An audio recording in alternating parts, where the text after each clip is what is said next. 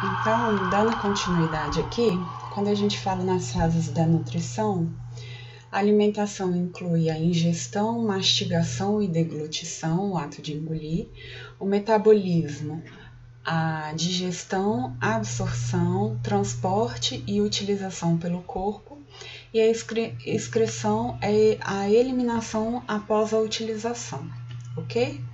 Bem, só que as moléculas, os macronutrientes, eles não são moléculas grandes, né?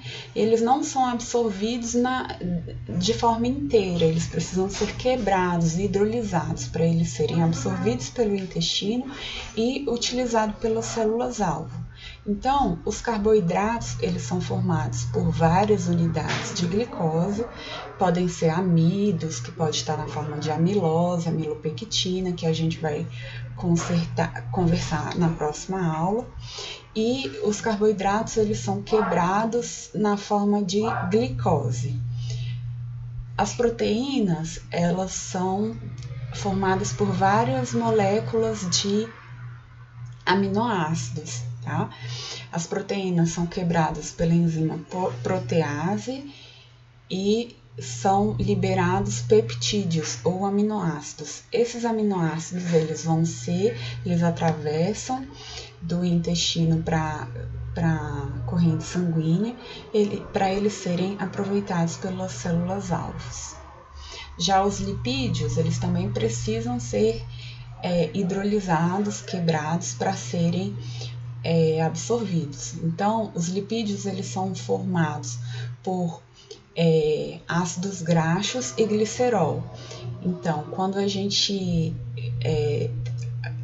consome um lipídio, esse lipídio é quebrado pela lipase e são liberados os ácidos graxos e as moléculas de glicerol, tá? Então, os carboidratos quebram com carboidrase ou amilase em açúcar, as proteínas se dividem em aminoácidos usando a protease e as gorduras e óleos são divididos em ácidos gordurosos ou ácidos graxos e glicerol utilizando as enzimas lipase. Bem, a gente precisa falar então sobre as leis fundamentais da alimentação.